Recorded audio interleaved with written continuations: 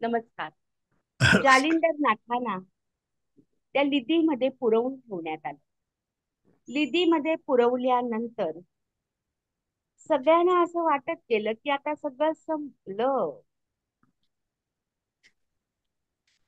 आणि हे संपल्यानंतर ऐसे गुप्त करोनी प्रकरण राव सेवी आपुले स्थान परी सेवका ठेविले सांगोन मात बोलो न काही.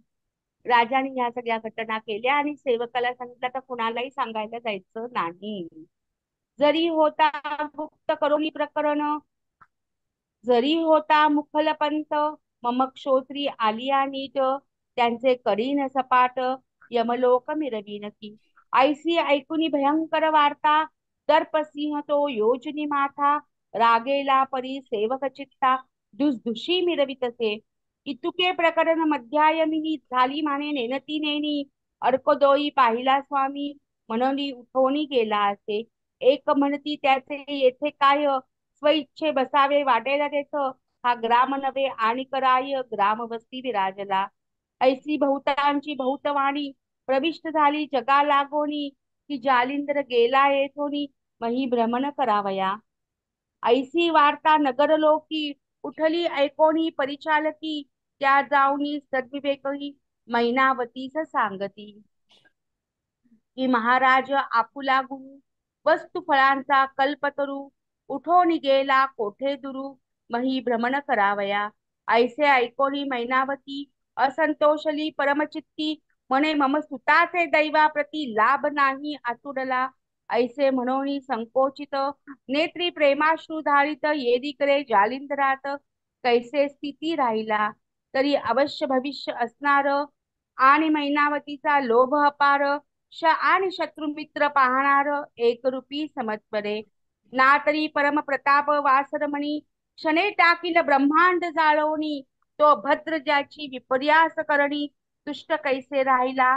तो द्वंद्वातीत मूर्तिमंत, दंभरहित स्वरूप मिरवित, निसंग ममता विरहित, कार्य जाणवणी. असो करते माझी यतीनाथ, वज्रासनाते घालोनी खालते, आकाशास्त्र पेरून भवते, स्वस्त चित्ती बैसला. आणि अशा प्रकारे वज्रासनात बसणारे आमचे जालिंदरनाथ तिथे स्वतःला स्थिर ठेवून ते बसले आणि शांतपणे त्या ठिकाणी ते होते. अशा या जालिंदरनाथां म्हणजे नाथ संप्रदायातलं हे एक फार मोठं पीठ आहे. जालिंदर पीठ हे एक तांत्रिक साधनेचं पीठ आहे. प्रख्यात आहे. पंजाब मध्ये आजही या ठिकाणी तुम्हाला जालिंदर पीठ दिसेल. पीठावर या अनेक दैवत आहेत आणि वज्रायणी साधना म्हणून या पीठामध्ये ही साधना केली जाते. या पीठामध्ये अंबा, जालपा, ज्वालामुखी अशा पूर्ण चामुंडा, तारिणी, अष्टभुजा अनेक देवता या ठिकाणी आहेत. या स्थानाची मूळ देवता कोण आहे तुम्हाला माहितीये? या स्थानाची मूळ देवता मुंबईतली वज्रेश्वरी देवी आहे. आणि या पीठाला खूप मोठी प्राचीन परंपरा आहे. आणि या पीठाच्या शुद्धतेचा विचार हा नाथपंथी ज्ञानाचा खूप मोठा विचार आहे. आणि हे पीठ हे शक्तिपीठ आहे, शाक्तपीठ आहे असं मानलं जातं. जालंधर नाथांपासून निर्माण झालेल्या नाथपंथाच्या शाखेमध्ये गुरु शिष्याच्या जोड्या या अद्वितीय अशा आहेत, खूप मोठ्या प्रमाणात आहेत. आणि मच्छिंद्रनाथ आणि गोरक्षनाथांची जशी जोडी आहे तशी जालिंदरनाथ आणि कानिफनाथांची जोडी आहे. ही गुरु शिष्याची जोडी ही खूप मोठी जोडी मानली जाते. त्यामुळे जालिंदरनाथांचं स्थान याबद्दल अनेकांच्या मध्ये अनेक मत निर्माण झालेली आहेत. पण ती तीन तीन स्थानं आहेत. ती तीन स्थानं कोणती आहेत? नगरभोग, आसनापूर आणि जालिंदर. तर या वरील स्थानाप्रमाणे जातीबद्दलही विद्वानांमध्ये हे एक मत नाही. पण तरीही सुद्धा जालंधर बंद आणि उद्यान बंद आणि योगिक बंध हे अटयोग साधनेतले आणि नाथ संप्रदायातले हे महत्वाचे पुरावे आहेत. त्यामुळे आज योग साधनेमध्ये या बंधांना खूप महत्व दिलं जातं. योगिक साधना करत असताना जालंधर बंध, उद्यान बंध आणि योगिक बंधात मांडले जातात. आणि हठयोगी लोक साधना करताना जालियान बंध आणि उद्यान बंध लावतात. ज्यावेळेस योग साधना केली जाते त्यावेळेस यमनियमांचं पालन तितकं महत्वाचं आहे.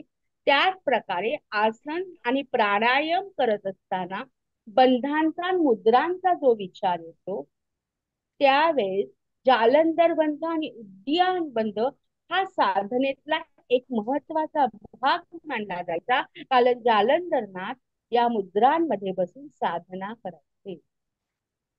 प्रत्येक गोष्टी मागे जे एक नाव लावलं जातं त्या नावामागे एक इतिहास आहे आणि एक प्राचीनता आहे. आणि म्हणूनच या उद्यान बंधामध्ये आणि या जालंधर बंधांमध्ये योगशास्त्र जे आहे या योगशास्त्राचा जो एक अभ्यास आहे हा अभ्यास नाथपंथाची उपासना करताना समजून घ्या. त्यामुळे नाथपोथी फक्त वाचून उपासनेपुरती ज्ञानापुरती ह्याच्या संशोधनापुरती ठेवताना त्याचा अंगीकार करत असताना आसनावरून प्राणायामाचा अभ्यास प्रत्येक नाथपोथीच्या भक्ताने करावा असं मी सगळ्यांना तळमळीने सांगेन. कारण प्राणायाम करत असताना रेचक पूरक कुंभकांबरोबर जालंधर बंध आणि उद्यान बंध शारीरिक पातळीवर तुमच्या शरीरातली षटचक्र जागृत करतात. हे मिळालेलं शरीराचं शास्त्र आपल्या सगळ्या गोष्टींना जागृत करतं. म्हणून या नवनाथांचा अभ्यास आणि या नाथांचा अभ्यास आपल्याला हेच सांगतो की साधना म्हणजे केवळ शाब्दिक जंजाळात न अडताना उपासनेतून प्राणायामातून तुमच्या आतला गुरुचा आवाज आणि तुमच्या प्राणातला उपासनेचा आवाज ऐकायला शिका. हे सांगण्यापाठी मग एक छोटीशी कथा सांगते. प्राणायाम आणि हे बंध का महत्वाचे. उपनिषदांचा अभ्यास जर कधी तुम्ही केला असेल तर तुमच्या असं लक्षात येईल की प्राणाचं महत्व त्याच्यात खूप आहे. आणि या प्राणाच्या महत्वामध्ये एका उपनिषदामध्ये ही गोष्ट सांगितलेली आहे. मला ती खूप आवडते आणि मी ती नेहमी सगळ्यांना सांगते. आपली जी पंचेंद्रिय आहेत ना नाक कान घसा डोळा त्या सगळ्यांना असं वाटत असतं की मी श्रेष्ठ. नाक काय म्हणतं मी श्वास नाही घेतला तर तुम्ही जगू शकाल. डोळे म्हणतात मी बघू नाही शकलं तर तुमच्या जीवनाला अर्थ आहे. जीभ म्हणते मला रसन आहे माझ्यामुळे तुम्ही छान छान पदार्थांचा आस्वाद घेता. कान म्हणतं मी मोठा आहे. आणि एकदा ह्या सगळ्यांच्यात वाद निर्माण झाला. त्याच्यामध्ये प्राण पण होता. प्राण म्हणाला काय तुम्ही प्रत्येक जण आपापलं महत्व सांगताय मी मोठो मी मोठा. अरे तुमच्यापेक्षा मी मोठा आहे. तर सगळे जण अरे अरे तू दिसतोच कुठे पण आम्ही तर सगळ्यांना दिसतो. आमच्याशिवाय सजीवांचा देहच पूर्ण होऊ शकत नाही. त्यामुळे आम्ही श्रेष्ठ आम्ही दिसतो. तू कुठे दिसतो. प्राण म्हणाला बरोबर आहे मी काही दिसत नाही हो तुम्हाला पण मी श्रेष्ठच आहे. नाही का पटत आहे तुम्हाला ठीक आहे मी जातो निघून. तो निघून जातोय म्हटल्यानंतर हे सगळे म्हणाले अरे हे निघून गेला तर आपल्या अस्तित्वाला कोण विचारणार आहे. आणि म्हणून हे सगळे जण त्याच्या मागे जातात. आणि तेव्हा प्राण निघून गेला तर काय राहिलं. त्यामुळे या प्राणाला हळूहळू वश करून घेणं आणि त्या वश करून घेताना लावणं आणि खऱ्या अर्थाने हठयोगाची साधना करायला आपल्याला या नाथ संप्रदायाने शिकवलं. आणि म्हणूनच साहित्यात जे कानिफनाथांचे काही ग्रंथ आहेत त्यांच्या परंपरा आहेत त्या जालंधर दीपा असा एक स्पष्ट उल्लेख केलेला आहे. आणि त्याच्या उल्लेखावरून जालंधर नाथांचं कापालिक तत्वज्ञान आणि त्यांचं अस्तित्व हे निश्चित होतं. कानिफनाथांच्या सिद्ध साहित्यामुळे त्यांच्या परंपरेचा बोध होतो. त्यामुळे जालिंदरनाथ आणि कानिफनाथांचे गुरु शिष्य संबंध हे या नाथ संप्रदायातले फार मोठे संबंध आहेत. आणि म्हणूनच या गोष्टींचा विचार करत असताना आपल्याकडे अनेक योगिक रूपक आहेत. त्याच्यातलं एक रूपक फक्त सांगते, जे कानिफनाथ नेहमी म्हणत असत आपल्या पदांमधून. कारण त्यांचे सद्गुरू जालिंदरनाथ त्यांच्याकडून जी शिकवण कानिफनाथांनी घेतली तेव्हा त्यांच्या पदात ते नेहमी असं म्हणतात की तही चढी नाच डोंबी बापुडी. यावरील पदांमधनं काय कळतं की हा एक योगिक दृष्टांत आहे.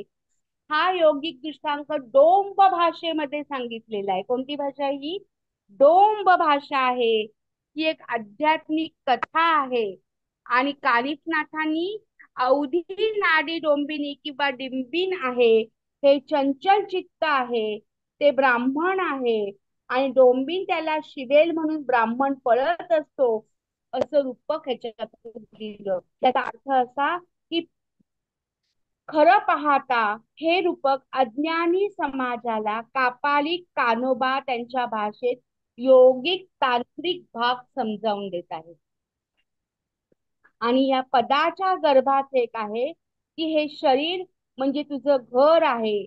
आणि तू या घराच्या राहत असताना तुझ्या क्षुद्रतेप्रमाणे ब्राह्मण तुझ्यापासून दूर पळत आहे. तेव्हा शुद्ध विचाराने तू राहा. मनाचा शुद्रपणा तू दूर कर आणि शुद्ध विचाराने अवधूत अवस्थेत राहून तू तुझा नाडीचा छेद करू शकत नाही. त्यामुळे या योगिक रूपकातून कानिफनाथ सांगतायत की तू नगराच्या बाहेर राहा. निर्गुण कामी कापालिक कानिफ तुला छेदणारच, तुझ्याशी संग करणारच. ह्याच्यातला संघ हा शब्द सामान्यांचा विद्वानांचा गैरसमज करणारा असतो.